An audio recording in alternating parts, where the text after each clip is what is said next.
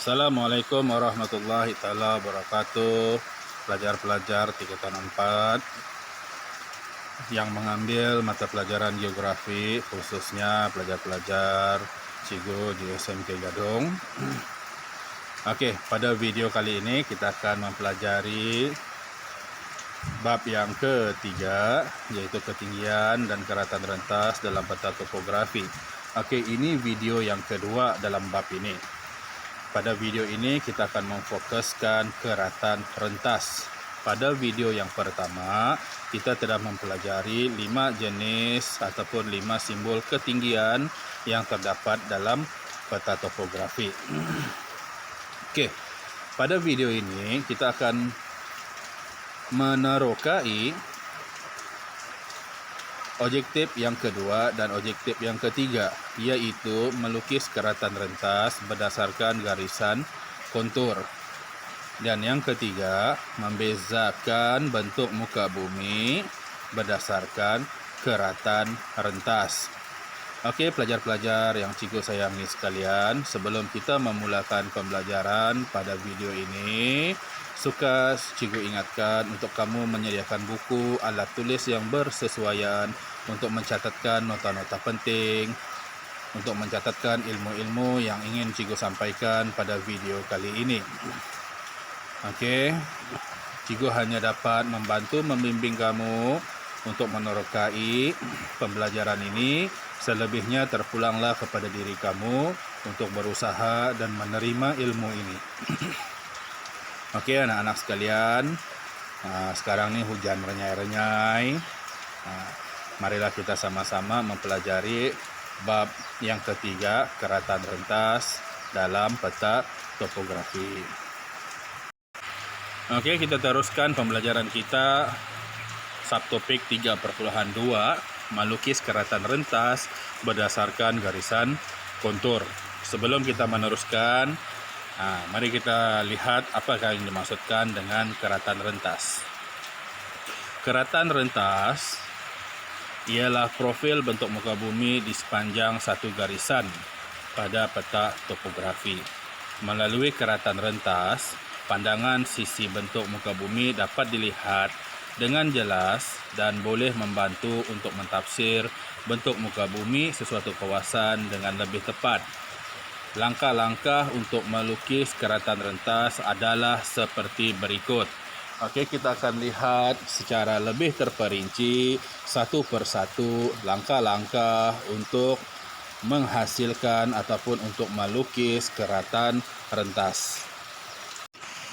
Oke, pelajar-pelajar sekalian, mari kita fokuskan pembelajaran kita pada kali ini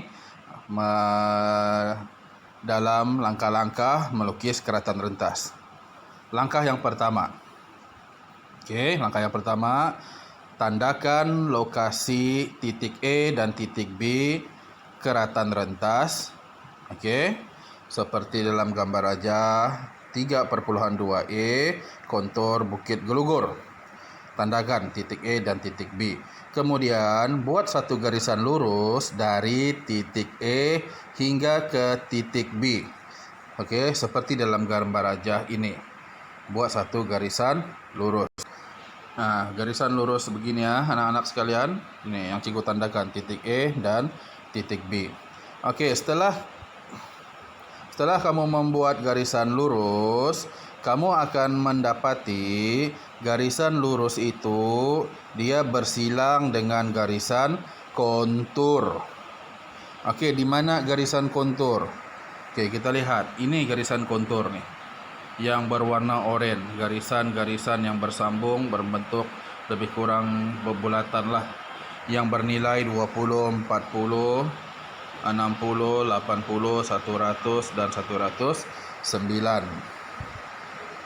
Itu adalah garisan kontur yang bersilang dengan garisan titik E dan titik B. Oke, sekarang kita lihat langkah yang kedua. Oke, langkah yang kedua, letakkan sejalur ataupun letakkan kertas, kepingan kertas di sepanjang garisan E dan B seperti dalam gambar rajah ini. Ini yang Cikgu bulatkan. Kemudian tandakan nilai ketinggian bagi setiap kontur pada jalur kertas tersebut seperti rajah 3.2. Okey, cikgu cuba tunjukkan di sini. Contoh di titik A, nilai dia 20.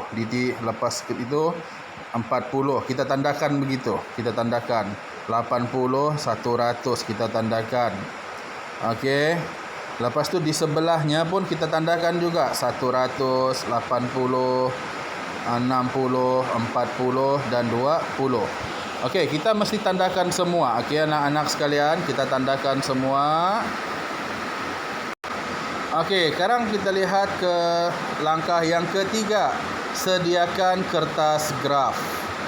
Okey, sediakan kertas graf. Lukiskan paksi Y. Ini paksi Y. Okey, lukiskan paksi Y.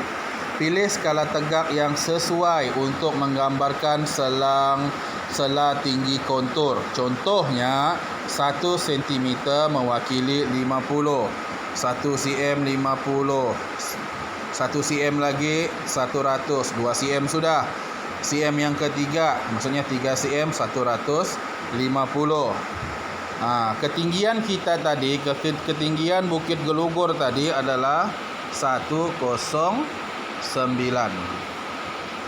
Okey, 109. Okey, kemudian nomborkan garisan pada paksi Y mengikut ketinggian kontur dengan jarak yang sama. Okey, ini nomborkan. Okey.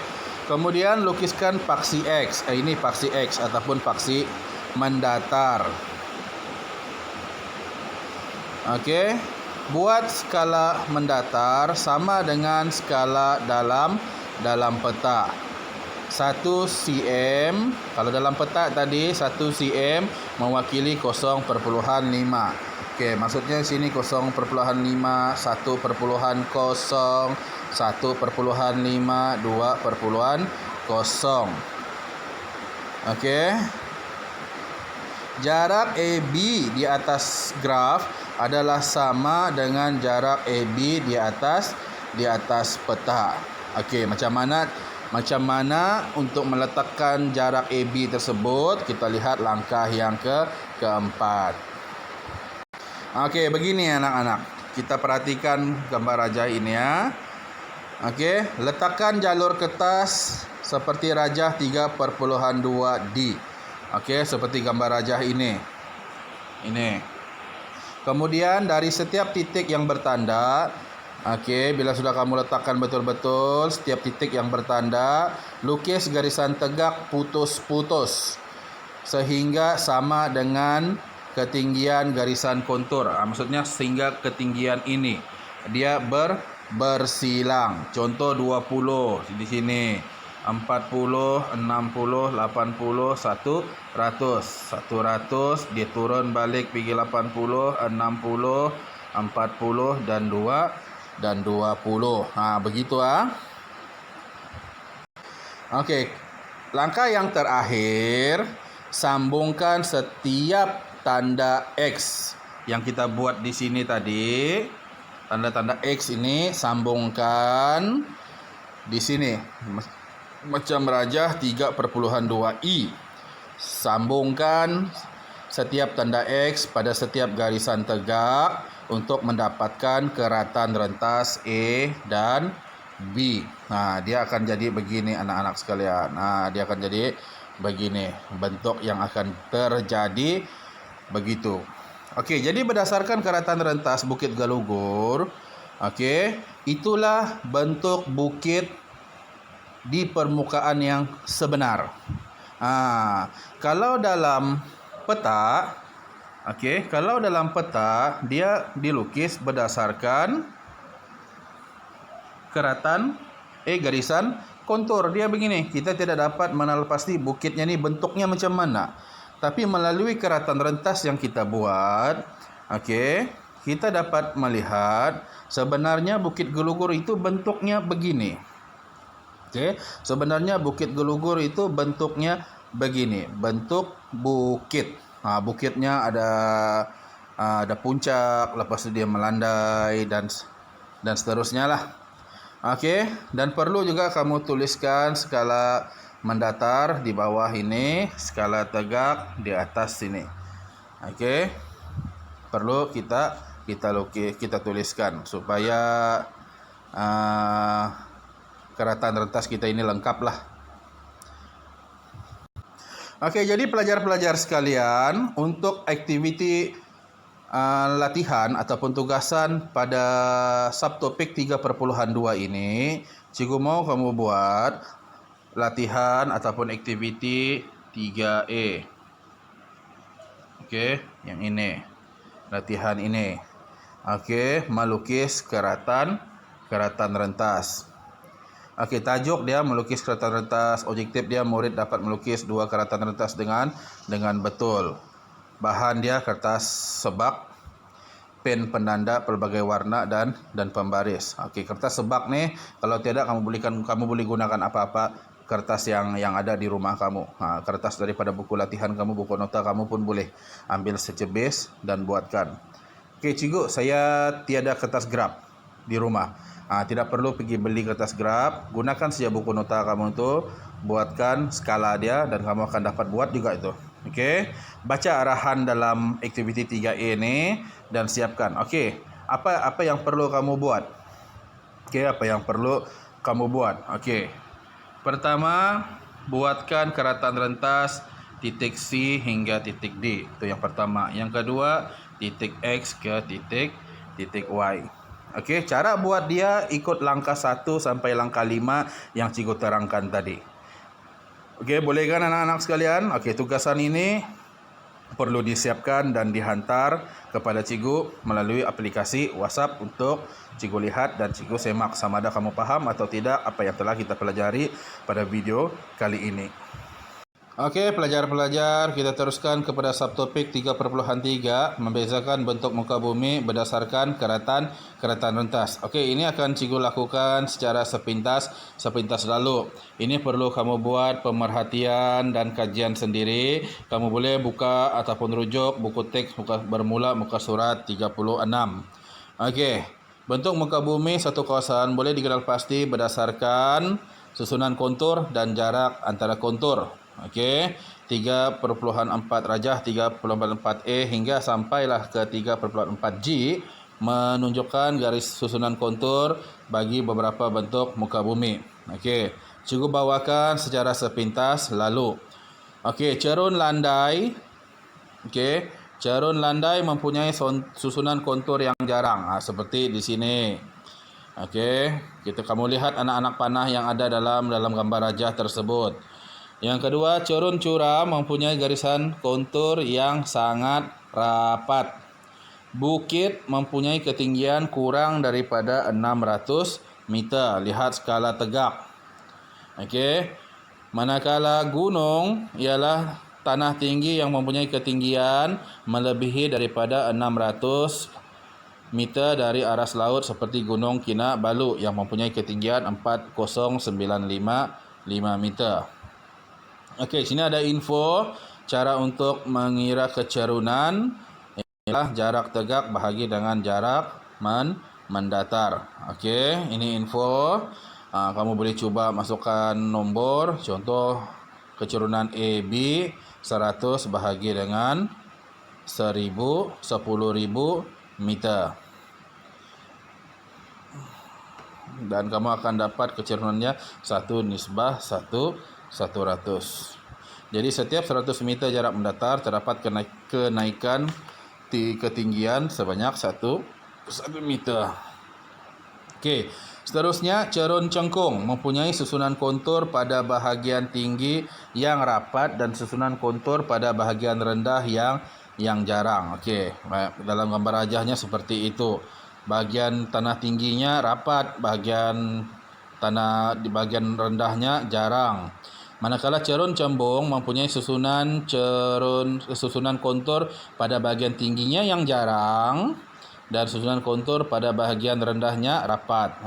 Di kawasan tinggi jarang, di kawasan rendah rapat. Okey, seperti ini nih di sini. Ini rapat.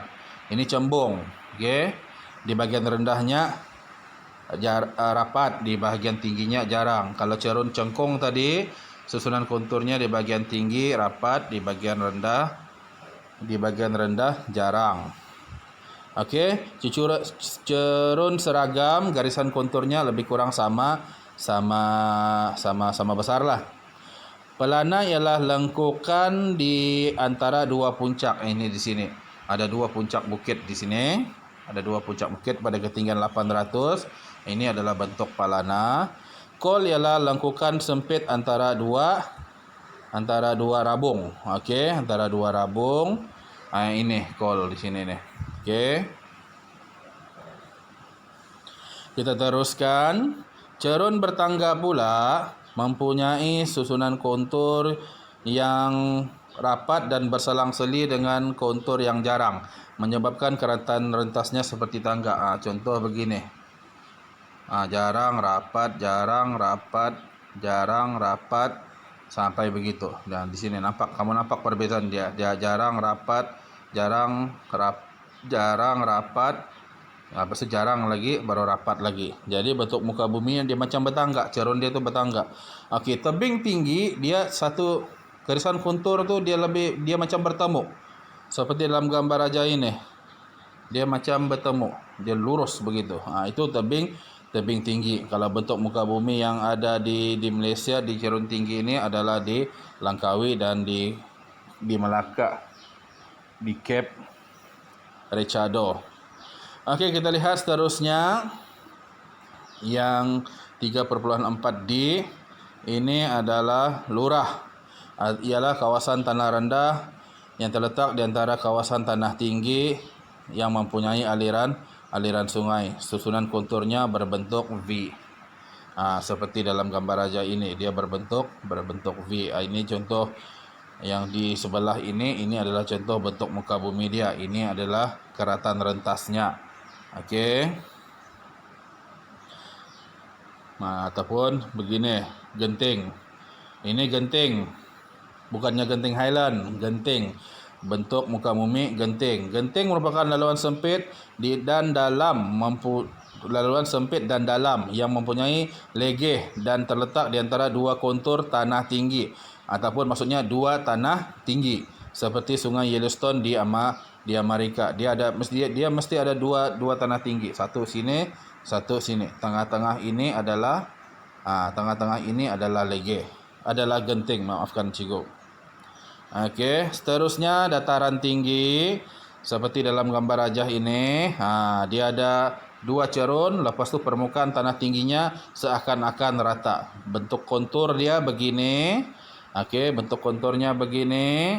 Ada garisan kontur di hujung dan di tengah-tengahnya tiada garisan kontur. Ini bentuk muka buminya, bentuk muka bumi dataran tinggi. Contohnya ini. Dataran tinggi di Grand Canyon Amerika Syarikat. Kalau kamu perhatikan, nih rata kan di atas nih, rata. Itu maksudnya dataran tinggi. Okey, rabung. Rabung ni bentuknya seperti ini. Pergunungan Alps. Rabung ialah tanah tinggi yang panjang dan sempit. Susunan konturnya memanjang dan rapat. Contoh rabung di Pergunungan Alps yang merentasi beberapa negara seperti Perancis, New Zealand dan Itali dan Jerman. Ini bentuk muka bumi dia. Dan garisan konturnya seperti dalam gambar rajah ini. Rapat-rapat, lepas tu dia jarang, rapat sikit. Ni bentuk muka tanah tingginya 900, 800, begitulah. Sampai habis. Okey. Itu bentuk muka bumi. Untuk aktiviti kamu pelajar-pelajar, untuk tugasan kamu tadi sudah ada tugasan 3A, sekarang 3B. Okey. Buat keratan rentas. Okey, di gambar rajah ini, keratan rentas di gambar rajah ini X hingga Y. Garisan X dan garisan Y. Dan kamu kena tentukan apa bentuk muka buminya. Okey, cikgu mau kamu buat itu saja. Tentukan bentuk muka bumi X dan Y. Sama ada di tanah tinggi, dataran tinggi, cerun curam, tebing tinggi, lurah, genting dan sebagainya. Kamu kena tentukan apakah bentuk muka bumi yang terhasil daripada keratan rentas X dan Y. Okey, untuk bab ini kita telah selesai dan kita telah mempelajari keratan ketinggian dan keratan rentas pada peta topografi. Dan kita imbas kembali, ketinggian ada 5. Yang pertama garisan kontur, yang kedua tanda aras, yang ketiga titik ketinggian, yang keempat stesen trigonometri, yang kelima menggunakan warna. Kamu kena perhatikan betul-betul, terutamanya tanda aras, titik ketinggian. Dia lebih kurang sama, yang membezakannya anak panah.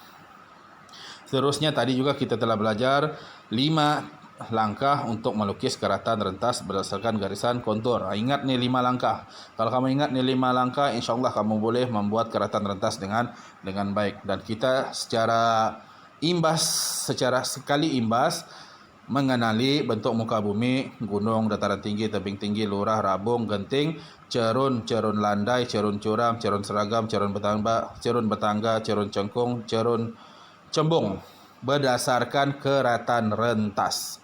Okey, berdasarkan keratan rentas. Bila kamu membuat keratan rentas, kamu akan dapat bentuk muka bumi dia.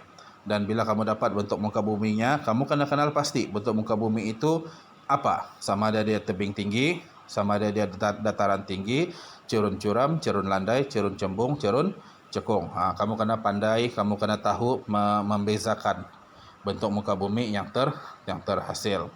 Okey, jangan lupa buat 2 tugasan yang cikgu bagikan tadi dan hantar melalui aplikasi WhatsApp.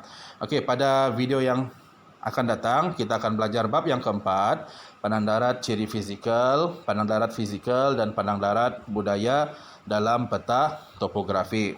Okey, ini kita akan belajar pada minggu hadapan. Jadi, cikgu sudahi pembelajaran kita pada video kali ini. Okey, sampai jumpa lagi. Assalamualaikum warahmatullahi taala wabarakatuh.